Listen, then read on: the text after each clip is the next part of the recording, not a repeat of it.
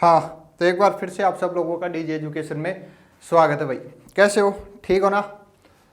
अपने last chapter की मैं बात करूँ तो राजस्थान के प्रमुख दुर्ग एवं महल जो हैं वो कंप्लीट हो चुका था। उसके जो प्रश्न बन सकते हैं वो उनकी भी अपन ने बात कर ली है। एक बार जो पीडीएफ है जहाँ पे अपन ने ये यहाँ पे कुछ प्रिंट में मिस्टेक हो गई थी वो सही कर रहे हैं। वो सही करने के बाद में अपना जो डीजे एजुकेशन का टेलीग्राम चैनल है वहाँ पे अपन डाल देंगे। अगर किसी ने ज्वाइन नहीं कर रखा है तो वहाँ जाके ज्वाइन कर लेना, वहाँ से आप लोगों को पीडीएफ मिल जाएगी और एक बार घर पे भी प्रैक्टिस कर लेना। देखो जो आर्ट एंड कल्चर है वो लगभग क्या होने वाला है, समाप्त होने वाला है। ज़्यादा से ज़्यादा 6-7 चैप्टर और बच रहे हैं, उसके बाद में आर्ट एंड कल्चर का मामला समाप्त हो जाएगा। उसके बाद में अपन राजस्थान का इतिहास लेंगे। इतिहास में आप लोगों को बताने की जरूरत नहीं है, राजा महाराजाओं के बारे में अपन को पढ़ना होता है। वहाँ से आजकल प्रश्न कम बन रहे हैं, आर्ट एंड कल्चर से ज़्यादा बन रहे हैं। इस कारण सबसे पहले आर्ट एंड कल्चर अपन ने लिया। वहाँ से प्रश्न बनते हैं लेकिन संभावनाएं कम हो गई हैं। प्रश्न ऐसा नहीं है बिल्कुल नहीं बनते, पढ़ना तो वो भी है और पढ़ना ये भी है। अगर कोई पूछे कि मेरे को ज़्यादा जोर किस पे देना है,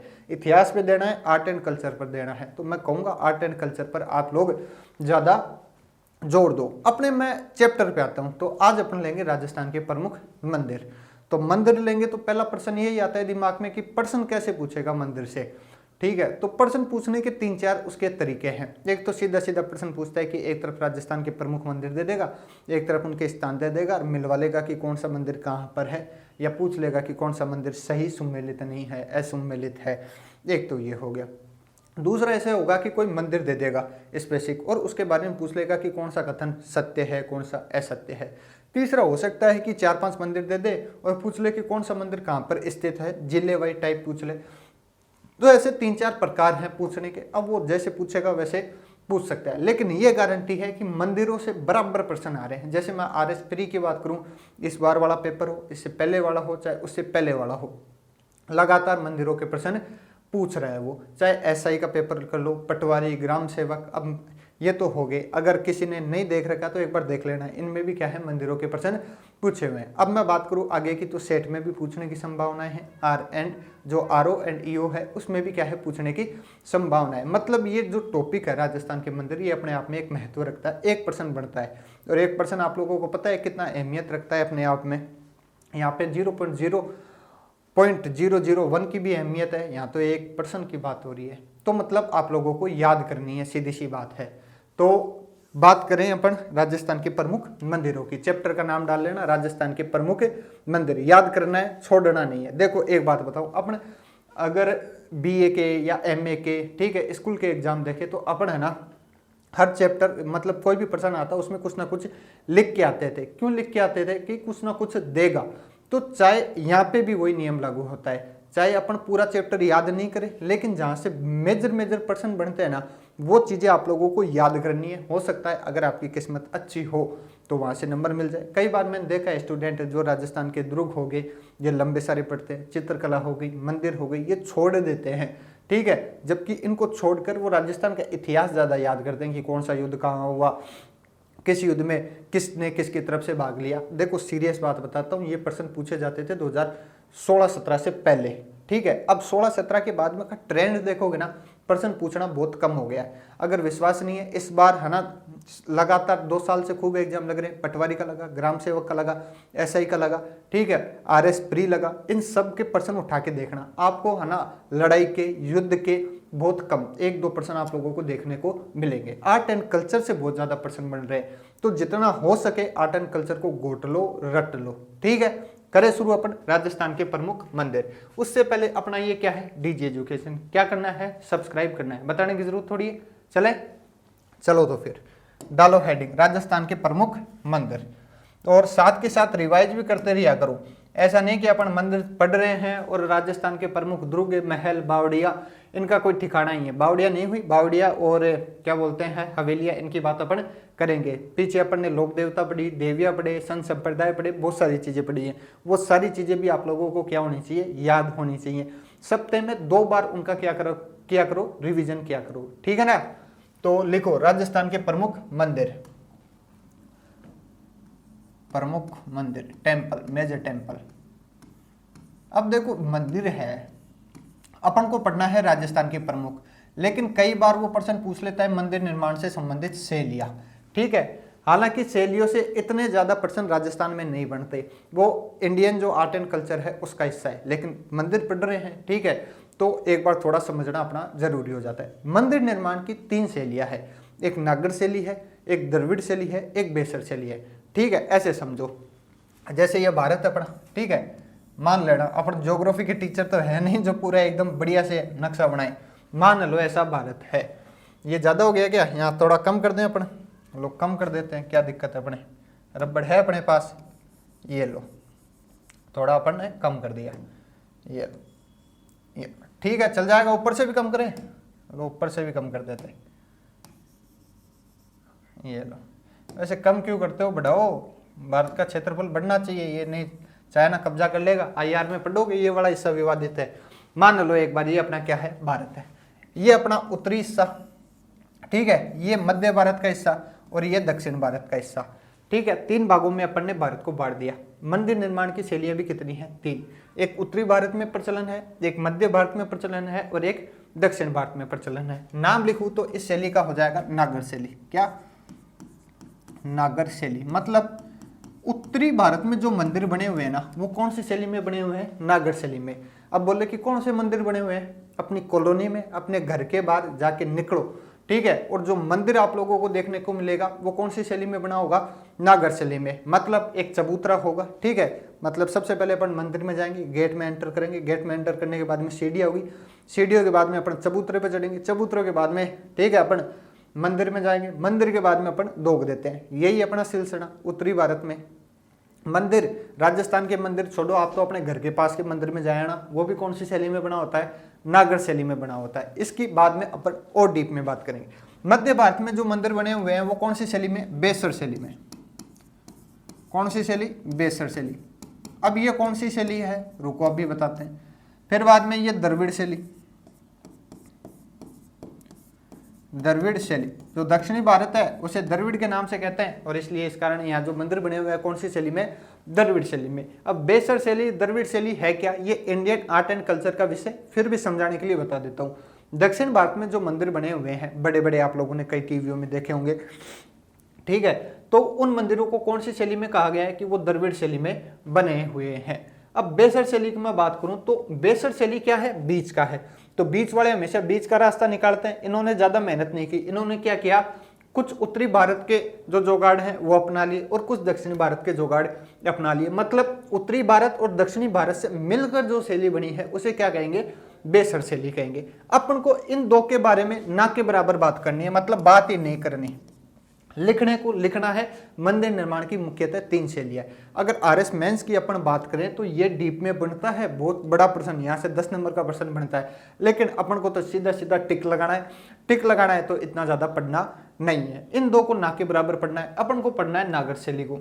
नागर शैली में भी इसकी अंदर की उपशैलियां जैसे महामारू शैली हो गई, पंचायतन शैली हो गई, फिर बाद में राजस्थान के कुछ प्रमुख मंदिर हैं उनके बारे में अपन बात करेंगे। पढ़ना किसको है, नागर शैली को। ये चीज अपन को ध्यान रखनी है। एक बार अगर ये डायग्राम बनाना चाहो तो बना लो, फिर अपन आगे चलते हैं, ठीक है। इनके बीच में ही लिख देता हूं मैं यहाँ पर, एक नागर शैली हो गया, ये बेसर हो गया और ये द्रविड़ हो गया। रटने की जरूरत नहीं है कि नागर शैली के मंदिर कौन से हैं। जो उत्तरी भारत में मंदिर बने हुए हैं वो नागर शैली के हैं, जो मध्य भारत में बने हुए हैं वो बेसर शैली के, और जो दक्षिणी भारत में बने हुए हैं द्रविड़ शैली के। मैंने कई बार देखा है, जब मैं लाइब्रेरी में बैठ के पढ़ लेता हूँ तो स्टूडेंट रटते होते हैं कि उत्तरी भारत में जो मंदिर बने होते हैं वो नागर शैली के होते हैं, मध्य भारत के होते हैं। रटने की जरूरत नहीं है, डायग्राम बनाओ, यहाँ नागर लिखो, यहाँ बेसर लिखो, यहाँ द्रविड़ लिखो, मामला समाप्त, ठीक है, हो जाएगा मामला। बना लिया, चले आगे तो चलो। तो पहले ये चीज लिखते हैं, लिखवा देता हूं मैं आप लोगों को नोट्स के रूप में। तो लिखो, मंदिर निर्माण की, मंदिर, ये क्या हो गया, मंदिर निर्माण की मुख्यतः 3 शैलियां हैं। कितनी, 3 शैलियां हैं। ध्यान रखना भाई, प्रश्न पूछा गया है ये कि मंदिर निर्माण की कितनी शैलियां हैं, 3 शैलियां हैं। तो पहली शैली में लिखूं इधर तो कौन सी है? नागर शैली। नागर शैली। दूसरी मैं बात करूं तो बेसर शैली। और तीसरी मैं बात करूं तो द्रविड़ शैली। कौन सी शैली? द्रविड़ शैली। ये लो 1 2 3, और इधर बनाना चाहो तो बना भी लो थोड़ा सा। ये लो 1 2 और ये 3। इधर लिख देता हूं नागर, इधर लिख देता हूं बेसर, और इधर लिख देता हूं द्रविड़। ये बढ़िया मामला हो जाएगा ऐसे, और याद भी हो जाएगा कि मंदिर निर्माण की मुख्यतः 3 शैली है, नागर शैली, बेसर शैली, द्रविड़ शैली। इन दो की अपन को ना के बराबर बात करनी है, ठीक है। अपन को बात करनी है किसकी? नागर शैली की अपन को बात करनी है। क्योंकि क्यों बात करनी है, इसके पीछे का रीजन एक ही है। कई बार बच्चे पूछते हैं कि सर आपने नागर शैली पढ़ाया, बेसर शैली, द्रविड़ शैली तो आपने पढ़ाई नहीं। देखो ये जो इंडिया की आर्ट एंड कल्चर है उसका सब्जेक्ट है ये बेसर शैली, द्रविड़ शैली। अपना नागर शैली है। क्यों? क्योंकि जो राजस्थान है, अब देखो राजस्थान कहाँ आता है? ये भारत का है तो भारत का हिस्सा यहाँ पर है। अब राजस्थान भारत के उत्तर में है, एक दक्षिण में, बताओ मेरे को? भारत के उत्तर में है। उत्तर में भी कौन सा है? पश्चिम, उत्तर पश्चिम में है। अब उत्तर में है तो उत्तर में कौन सी शैली प्रचलन है? नागर शैली। तो अपन को किसकी बात करनी है? नागर शैली की बात करनी है। सीधी सीधी सी बात है। लिख लो इस लाइन को, लिख लिया ना जल्दी से? चलें आगे। तो चलो 1 नंबर पे डालो नागर शैली, हेडिंग डालो नागर शैली।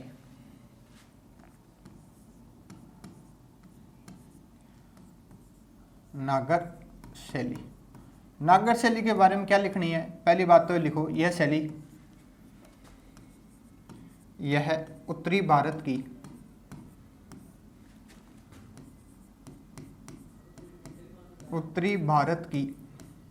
शैली है। कहाँ की है? उत्तरी भारत की शैली है। अब देखो जो नागर शैली है इसकी कुछ उप शैलियाँ हैं। जैसे मैंने अभी आप लोगों को बताया महामारू शैली, पंचायतन शैली। तो यहाँ से प्रश्न बनता है। कैसे बनता है इसकी बात अपन करेंगे। तो लिखो इसकी 2 उप शैलियाँ हैं। कितनी? 2 उप शैलियाँ।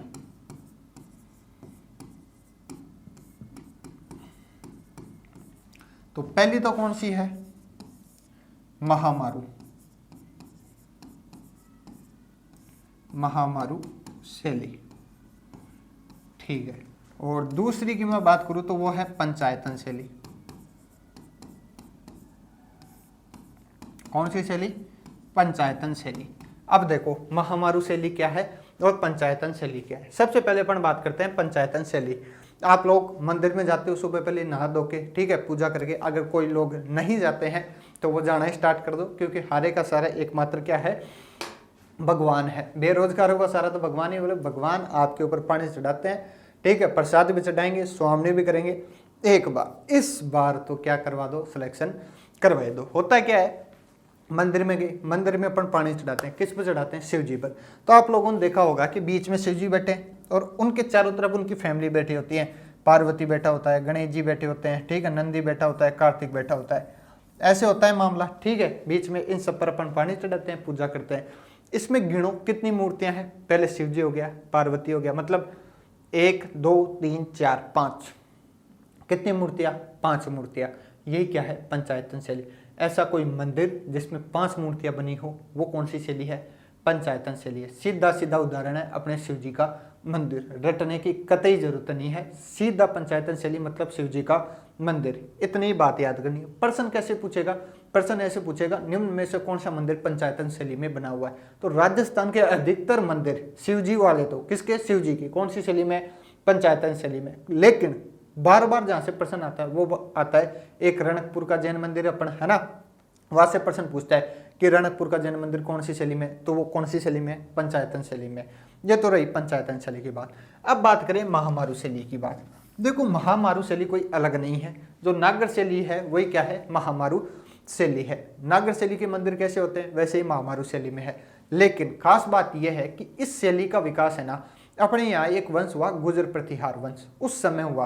अब गुर्जर प्रतिहारों के समय हुआ तो उन्होंने कहा कि नहीं, नागर शैली कैसी हो सकती है? हमारे काल में इस शैली का विकास हुआ है, हम मंदिर बनवा रहे हैं।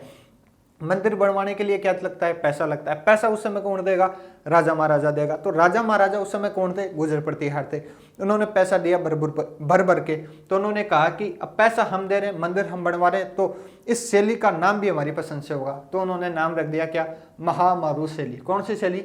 महामारू शैली। तो ध्यान रखना, नागढ़ शैली है, इसकी दो उपशैलियां, एक महामारू शैली है, एक पंचायतन शैली है। महामारू शैली की अपन सबसे पहले क्या करेंगे? बात करेंगे। एक बार ये पूरी चीज लिख लो, पूरी तो क्या 2 ही लाइनें हैं गिनती की, लिख लो। अब महामारू में प्रश्न कैसे बनेगा अभी बात करेंगे। आप लोगों ने कई बार देखा होगा, निम्न में से कौन सा मंदिर महामारू शैली में बना हुआ है? बताइए। ऑप्शन दे देता है A B C D। अब वहां पे अपन भूल जाते हैं, अपन तो सीधा मंदिर याद करके आए थे कि ये मंदिर वहां है, ये मंदिर वहां है, फलाना वहां है। ये तो नोट्स में लिखा ही नहीं था। ठीक है, कहाँ से होंगे? यहाँ से होंगे। अभी मैं लिखवाऊंगा, ध्यान रखना। अब लिख लिया, चले आगे। तो हेडिंग डालो महामारू शैली। हेडिंग क्या डालना है? ए लिख लेना ऐसे और लगाना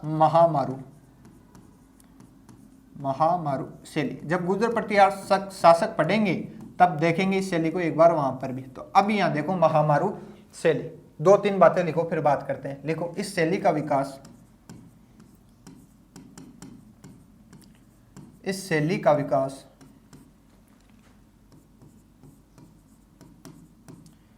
गुर्जर प्रतिहार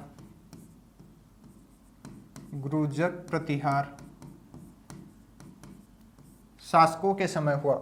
इस शैली का विकास गुर्जर प्रतिहार शासकों के समय हुआ। देखो, मैं आप लोगों को वही चीजें लिखा रहा हूं जो एग्जाम में पूछी जा सकती है। ये जो पर्सन है, जैसे महामारू शैली है, इनमें बहुत सारी चीजें मैं आप लोगों को लिखा सकता हूं, 2-2 पन्ने बना सकता हूं, लेकिन ऐसे बनाने से क्या मतलब? ठीक है, आप लोगों का एक सीधा साधा एग्जाम है, RS मेंस आप दे नहीं रहे, UPSC आप दे नहीं रहे, तो आप लोगों को मैं भर भर के समझाऊं। आप लोगों को एक सीधा साधा प्रश्न पूछेगा, निम्न में से कौन सा मंदिर महामारू शैली में बने हुए हैं? गिनती के 6-7 मंदिर हैं, उनको रट्टा मारना है और प्रश्न अपन को सही करके आना है। दूसरा प्रश्न पूछ सकता है कि कौन सा मंदिर कहाँ पर स्थित है, जो हमेशा वो पूछता है। तो सीधा स्मार्ट स्टडी करके आप आगे निकलो ना। ठीक है, क्यों ये जो झंझट है उसमें पज रहे हो कि इतनी सारी अपन को विशेषताएं याद करनी है? नहीं, महामारू शैली की तो 10 विशेषताएं याद करनी है, किताब में लिखी हुई है। इस चक्कर में पीछे रह जाओगे, कोई मतलब नहीं है। ठीक है, जो लिखा रहा हूँ बेस्ट है, याद कर लेना, क्योंकि मैं खुद एक स्टूडेंट हूँ और एक स्टूडेंट है ना, स्टूडेंट की भावनाओं को अच्छे से समझता है कि कौन सी चीज पूछी जा सकती है और कौन सी नहीं पूछी जा सकती। होता है क्या है, टीचर क्या होता है कि हमेशा बहुत सारी चीजें लिखा देता है। उसका पर्पज ये होता है, एक तो समझाना होता है कि बच्चे आराम से समझ जाए। दूसरा प्रश्न ये होता है, उसका मोटिव ये होता है कि अगर एग्जाम में खुदा न खास्ता कुछ अलग पूछ लिया और मैंने नहीं लिखा है, और बच्चे तो सीधा ब्लेम फोड़ेंगे मास्टर पे कि सर आपने ऐसा चीज़ नहीं लिखवाई। ऐसा प्रश्न पूछा जा सकता है। तो भाई एक प्रश्न पूछा है 10 सालों में, क्या करोगे उसका? एक प्रश्न के लिए तुम 10 पन्ने पढ़ोगे क्या? पीछे के 9 प्रश्न देख लो, वो भी तो नोट्स में से आए हैं। लेकिन नहीं, स्टूडेंट मानता नहीं। तो मैं कह रहा हूँ, मैं खुद स्टूडेंट हूँ, इसलिए आप लोगों को बार बार ये चीज़ कहता हूँ। जो चीज़ यहाँ लिखाई जाती है इनफ होती है। मैं खुद चीज़ें छाट के लेके आता हूँ, क्योंकि मैं खुद स्टूडेंट हूँ, मेरे को खुद छाट के पढ़ना होता है। तो मैं आप लोगों को भी छाट के दे रहा हूँ। इससे बढ़िया और क्या होगा? सीधा याद करो। और विश्वास नहीं होता है, एक बार ये सारे नोट्स याद करके कोई भी जो पीछे एग्जाम आए हैं ना, जैसे RS प्री, सबसे ऊंचा अपने RS प्री होता है, वो एक बार कर लेना। मैं लिख के देता हूँ, 10 में से 8 प्रश्न कर लोगे। कितने? 10 में से 8। क्या चाहिए? 10 में से 8। और क्या चाहिए आप लोगों को? कुछ नहीं चाहिए। इसलिए कह रहा हूं, जो लिखा रहा हूं याद कर लो। ठीक है, तो इसकी मैं बात करूं तो क्या है, इस शैली का विकास गुर्जर प्रतिहार शासकों के समय हुआ। समय लिखना चाहो तो लिख लो, 8वीं से 12वीं शताब्दी या 12वीं सदी के मध्य, 8वीं से 12वीं सदी के मध्य। बस। अब देखो, ये जो महामारू शैली है, गुर्जर प्रतिहार शासक है, इनका जो मुख्य स्थान है वो मंडोर जोधपुर के आसपास रहा। मंडोर इनकी राजधानी रही। तो ये सीधी सी बात है, मंदिर भी उसके आसपास ही बनाएंगे। तो इस शैली के जो प्रमुख केंद्र रहे वो 3 रहे। एक तो मंडोर रहा, एक भीनमाल रहा और एक अपना ओसिया जोधपुर में रहा। तो ये भी लिख लो। यहां से प्रश्न पूछा गया तो लिखो, इस शैली के प्रमुख केंद्र तो कौन कौन से हैं लिखो। एक तो है अपना मंडोर, मंडोर इनकी राजधानी थी गुर्जर प्रतिहारों की, मंडोर हो जाएगा, भीनमाल हो जाएगा या भीलमाल हो जाएगा, और एक हो जाएगा ओसिया। कौन सा? ओसिया। ओसिया कहाँ पर है? जोधपुर में। मंडोर भी जोधपुर के आसपास वाले में। ठीक है, तो इस शैली के प्रमुख केंद्र कितने हैं? 3 हैं। पहला मंडोर, दूसरा भीलमाल या भीनमाल भी आप लोगों को मिल जाएगा, और तीसरा कौन सा है? ओसिया। प्रश्न यहीं से बनता है, ध्यान रखना। प्रश्न पूछेगा कि निम्न में से महामारू शैली के प्रमुख केंद्र हैं, तो वो दे देगा मंडोर दे देगा, भीलमाल दे देगा, ओसिया दे देगा, चौथा और कोई सा टेक देगा। अगर याद है तीनों के तीनों तो प्रश्न चुटकियों में हो जाएगा कि मंडोर, भीलमाल, ओसिया है भाई साहब, ये चौथा वाला नहीं है, इसको हटाओ साइड में, प्रश्न ऑटोमेटिक सही। अगर याद नहीं है तो फिर पटिया गिनना 1 2 3, नहीं पास वाले के बगले जागना। ठीक है, याद करो जल्दी से, अब भी तुरंत याद कर लो। मंडोर, भीनमाल, ओसिया, 2-3 बार बोलो मंडोर, भीनमाल, ओसिया, एक बार ओजू बोलो मंडोर, भीनमाल, ओसिया। याद करनी है ये चीज, यहाँ से प्रश्न बनता है कि महामारू शैली के प्रमुख केंद्र हैं कितने? 3। मंडोर है, भीलमाल है, ओसिया है। ध्यान रखना, सीधा बोल या उल्टा बोलो, ओसिया है, भीलमाल है, मंडोर है, ओसिया है, भीलमाल है, मंडोर है। लिख लो जल्दी से, फटाफट लिखो और फिर अपन आगे चलते हैं।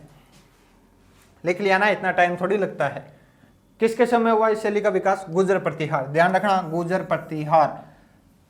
प्रश्न पूछा है महामारू शैली का विकास किस शासकों के समय हुआ? तो गुर्जर प्रतिहार, राठौड़, ठीक है, मेवाड़ के सिसोदिया या कछुआ, तो कौन है? गुर्जर प्रतिहार शासक। ध्यान रखना, इंपॉर्टेंट शैली है। अब बात करते हैं इस शैली के प्रमुख मंदिर, जहां से दूसरा प्रश्न बनता है। तो लिखो प्रमुख मंदिर, या लिख लो ओसिया लिखो। ओसिया प्रमुख केंद्र है तो प्रमुख मंदिर भी यही होगा, ओसिया। ओसिया से कुछ मंदिर बार बार ये आरपीएससी हो या फिर कोई अदर बोर्ड हो, बार बार प्रश्न पूछती है। ओसिया में ना 3 मंदिर हैं। एक तो सूर्य मंदिर है। कौन सा मंदिर? सूर्य मंदिर, ठीक है। और एक मंदिर है हरिहर मंदिर, हरिहर मंदिर। और एक है महावीर स्वामी का मंदिर, महावीर स्वामी का मंदिर। ये 3 मंदिर इतनी बार पूछे हैं ना, जिसका मैं क्या कहूँ, आप लोगों को कोई जवाब नहीं है। प्रश्न बार बार पूछेगा निम्न में से जो महामारू शैली है उसका मंदिर है। सूर्य मंदिर दे देगा, हरिहर मंदिर देगा, महावीर स्वामी का मंदिर देगा, और चौथा और कोई सा मंदिर दे देगा। मान लो अपने ब्रह्मा जी का मंदिर दे दिया पुष्कर वाला, और फिर पूछेगा कि महामारू शैली में से कौन सा मंदिर निर्मित नहीं है, तो ब्रह्मा जी का नहीं है। कितने हैं? 3 है, सूर्य मंदिर, हरिहर मंदिर, महावीर स्वामी का मंदिर। ओसिया लिखना चाहो तो लिख लो, कहाँ है? जोधपुर में, जोधपुर में। ये 3 मंदिर आप लोगों को याद होने चाहिए। और भी कुछ मंदिर हैं इस शैली में बने हुए, ठीक है, वो भी लिखाऊंगा, लेकिन ये 3 मंदिर आप लोगों को हमेशा के लिए याद होने चाहिए। कौन सा? सूर्य मंदिर, हरिहर मंदिर, महावीर स्वामी का मंदिर। बोलो देखें, सूर्य मंदिर हो गया, हरिहर मंदिर हो गया, महावीर स्वामी का मंदिर हो गया। उल्टा बोलो, महावीर स्वामी का मंदिर हो गया, हरिहर मंदिर हो गया, और सूर्य मंदिर हो गया। कितने हैं? 3 हैं। कहाँ पर है? ओसिया में। ओसिया कहाँ पर है? जोधपुर में। ओसिया से ही क्यों बनते हैं? क्योंकि जो महामारू शैली है उसका क्या है? प्रमुख केंद्र है। कितने बताए? 3 बताए। एक मंडोर बताया, एक कौन सा बताया था आप लोगों को? ये देखो इधर, मंडोर, भीलमाल, ओसिया। कितने? 3 है, मंडोर, भीलमाल, ओसिया। याद रखनी है ये चीजें, आप लोगों को भूलना नहीं है। मंदिर कितने? 3। सूर्य प्रमुख केंद्र भी 3 और मंदिर भी कितने? 3 है। ये 3 मेजर हैं, और भी है। एक सूर्य मंदिर है, एक हरिहर मंदिर है, और एक महावीर स्वामी का मंदिर है। याद रह जाएगा, ठीक है। अब बात करते हैं अन्य मंदिर, इस शैली के अन्य मंदिर। अन्य मंदिर, ठीक है। तो अन्य मंदिर याद हो जाएं तो बहुत अच्छी बात है, याद नहीं हो तो इतनी दिक्कत वाली बात भी नहीं है, लेकिन याद कर लेना, कभी कभी प्रश्न बन जाते हैं। तो देखो भाई साहब, पहला मंदिर मैं लिखाऊंगा आप लोगों को, कुंभ श्याम मंदिर। कुंभ श्याम मंदिर। बताओ देखिए, इस मंदिर की अपन ने बात कर ली है। एक दूसरा मंदिर भी लिखा देता हूं आप लोगों को, कालका माता का मंदिर,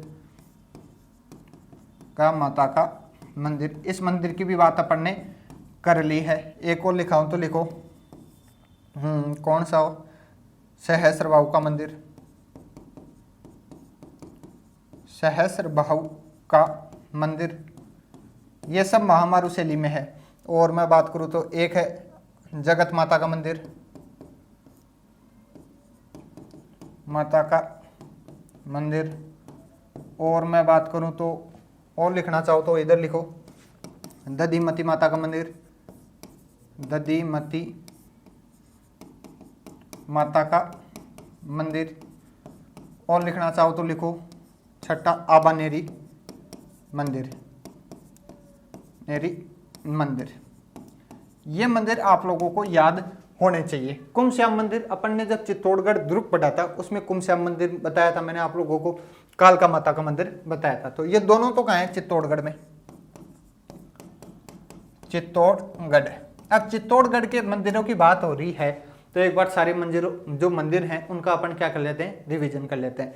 मैंने कुमश्याम मंदिर लिखवाया था, ठीक है, लक्ष्मीनाथ का मंदिर लिखवाया था, मीरा का मंदिर लिखवाया था, श्रृंगार मंदिर लिखवाया था, कालका माता का मंदिर लिखवाया था, तुलजा भवानी का मंदिर लिखवाया था। ये मंदिर याद होने चाहिए। प्रश्न पूछेगा चित्तौड़गढ़ का जो दुर्ग है उनमें से कौन सा मंदिर स्थित नहीं है? 4-5 मंदिर दे देगा और एक कोई सा दूसरा मंदिर दे देगा। याद होगा तभी कर पाओगे, याद ही नहीं होगा तो कहाँ से कर पाओगे बताओ? ठीक है, तो ये दोनों तो कौन से हो गए? कहाँ हो गए? चित्तौड़गढ़ में। कौन सी शैली में बने हुए हैं? महामारू शैली। महामारू किसकी शैली है? उपशैली है नागढ़ शैली की, ध्यान रखना। फिर सहस्त्रबाहु मंदिर की मैं बात करूं तो ये है उदयपुर में। उदयपुर में 4-5 मंदिर हैं जिनकी बात अब अपन आगे चलेंगे। एक तो है एक लिंगनाथ जी का मंदिर है, ठीक है, एक सहस्त्रबाहु का मंदिर है, एक ये जगत माता का मंदिर, ये भी कहाँ है? उदयपुर में। ये दोनों साथ में लिख लो, उदयपुर में ही है। एक ऋषभ देव जी का मंदिर है, ये राजस्थान का एकमात्र मंदिर है ऋषभ देव जी का, जहाँ पर सभी जाति धर्म संप्रदाय के लोग क्या आते हैं दोग देने आते हैं। फिर बात मैं करूं दधिमती माता का मंदिर, बताओ कहां पर? दधिमती माता के मंदिर की भी अपन ने बात कर ली है। राजस्थान की प्रमुख जब लोक देवियां पढ़ी थी उसमें दधिमती माता बताई थी मैंने। दादी ब्राह्मणों की क्या है? कुल देवी है। हिंट देता हूं मैं आप लोगों को, जोधपुर के आसपास का कोई जिला है, बताओ देखे। आबानेरी का मंदिर ये थोड़ा नया है, इसके बारे में लिखो, ये कहाँ है? दौसा, ठीक है। बस इतने मंदिर कौन सी शैली में है? महामारू शैली है। प्रश्न कैसे बनेगा मैंने बता दिया, या तो सीधा सीधा पूछ लेगा निम्न में से कौन से मंदिर महामारू शैली में बने हुए हैं। तो ये 3 सबसे ज्यादा देता है, सूर्य मंदिर, हरिहर मंदिर, महावीर स्वामी का मंदिर। ये तीनों याद होने चाहिए। याद हो तो बहुत अच्छी बात है। वो कहते हैं ना सोने पे सुहागा वाला मामला, तो वो हो जाएगा। याद नहीं है कि बोले नहीं अपन को तो थोड़ा ऊपर से चलना है और भी शॉर्ट बनना है अपन को, तो ये 3 तो याद ही कर लेना, सूर्य मंदिर, हरिहर मंदिर और महावीर स्वामी का मंदिर। तो पूछ लेगा निम्न में से कौन सा मंदिर महामारू शैली में बने हुए हैं, ये दे देगा। प्रश्न पूछ लेगा या तो बने हुए हैं या नहीं बने हुए हैं, ठीक है, याद रखना। प्रश्न ऐसे भी पूछ सकता है कि गुर्जर प्रतिहार शासकों की शैली में निर्मित मंदिर बताइए, तो कंफ्यूज मत हो जरा। गुर्जर प्रतिहार शासकों की शैली कौन सी है?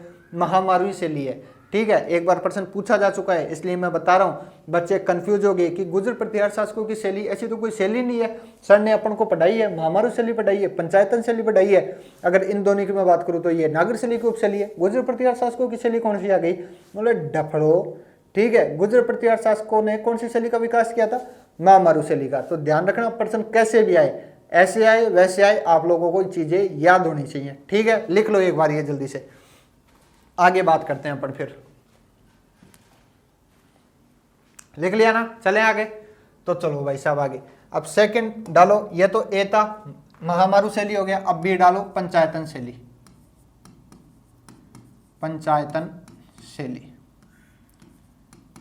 पंचायतन शैली में लिखाने की क्या जरूरत है? डायग्राम बना लो, एक मामला सेटल हो जाएगा, ठीक है। जैसे बीच में शिव जी, ठीक है, इधर पार्वती माता, गणेश जी, नंदी, कार्तिकेय, ठीक है।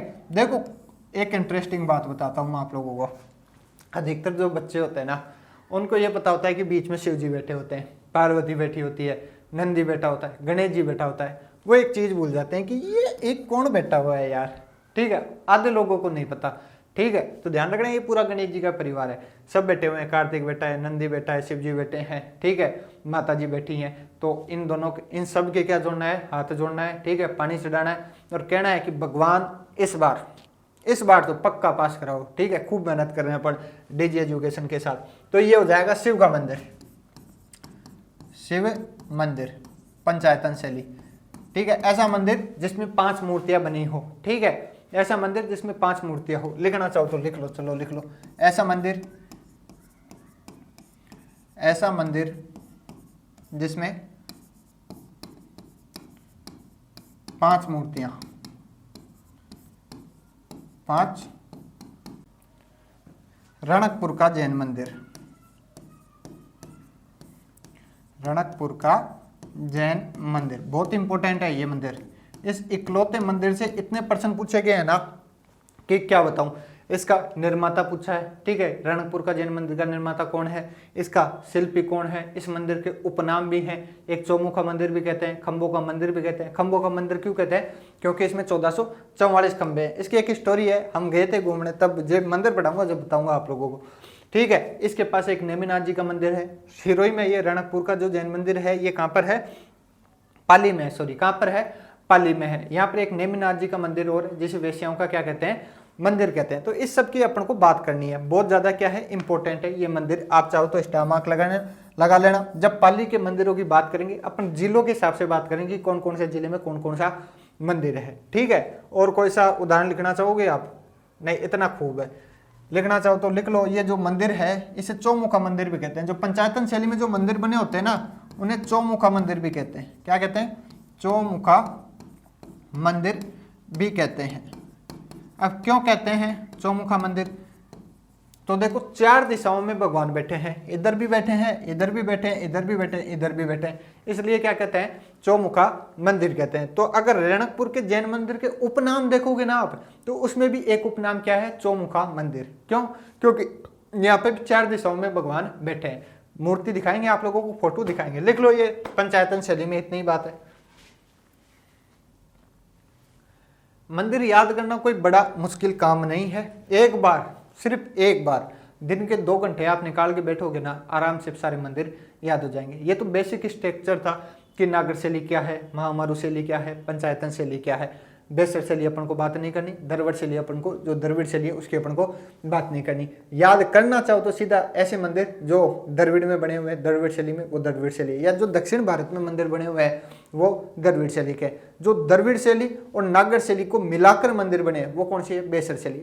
एक लाइन में याद हो जाता है, ठीक है। अपन को बात करनी है नागर शैली। नागर शैली में ये 2 शैली इंपॉर्टेंट, ठीक है। अब बात करेंगे अपन राजस्थान के प्रमुख मंदिरों की। ये तो बेसिक बात हुई शैली की, ठीक है। अब 33 जिले हैं, तो 33 जिलों में मान के चलो आप लगभग 20 मंदिर पढ़ने हैं। अपन ने राजस्थान के लोक देवता पढ़ लिया, लोक देवता पढ़े हैं तो सीधी सी बात है उनके मंदिर भी होंगे, तो उनकी बात अपन यहाँ नहीं करेंगे। देविया पढ़ ली, उनके मंदिरों की बात अपन यहाँ नहीं करेंगे। संत संप्रदाय पढ़ लिए, उनके मंदिर को भी यहाँ पर बात नहीं करेंगे। जो छूट चुके हैं, ठीक है, जैसे पुष्कर के मंदिर छूट गए अपन, अजमेर में ब्रह्मा जी का मंदिर है ना वो छूट गया, नवग्रह का मंदिर छूट गया, कपिल मणि का मंदिर छूट गया, नीलकंठ महादेव के मंदिर छूट गए। ऐसे बहुत सारे मंदिर हैं जिनकी बात अपन ने नहीं की है, उनकी बात अपन आगे वाली क्लास में करेंगे, नहीं तो क्लास थोड़ी लंबी हो जाएगी, ठीक है। यहाँ तक आज करते हैं, ये मामला है। आप लोगों को कल मैं आऊँ तो आप लोगों को चीज़ें याद होनी चाहिए। अगर देखो याद साथ के साथ कर लो तो बहुत अच्छी बात है, अगर साथ के साथ नहीं करोगे ना फिर एक साथ क्या होता है, बर्डन बढ़ना, जो वजन है ना वो धीरे धीरे बढ़ता जाता है कि पहले 1 पेज, फिर 2 पेज, फिर 3 पेज, फिर 4 पेज, और फिर धीरे धीरे वो 100 पन्नों में बदल जाता है। और फिर एकदम से जोर आता है, यार ये तो याद ही नहीं है, अब क्या करूँ मैं। फिर आप बैठते हो शॉर्ट नोट्स बनाने, ठीक है। शॉर्ट नोट्स भी बनते हैं 50 पन्नों के, तो 50 पन्नों के कोई शॉर्ट नोट्स होते हैं क्या। तो इसलिए कहता हूं कि साथ के साथ चीजें याद करते जाओ, मामला सेटल करते जाओ। अब जैसे ये मैंने आपको पढ़ाए कितने, 7 पन्नों में पढ़ाया है। 7 पन्नों का अगर मैं वैसे लंबे पन्ने में लिखूं तो ये 1.5 पन्ने का मामला है। 1.5 पन्ना एक दिन में याद नहीं कर सकते हैं क्या। जब तैयारी कर ही रहे हैं, कूद ही गए अपन, ठीक है। वो कहते हैं ना, मुसल में सिर दिया तो ओखलों से क्या डरना, तो फिर क्या डरना भाई साहब, रोज बढ़ो, ठीक है। बाकी की बात अपन कल की क्लास में करेंगे। Okay, thank you.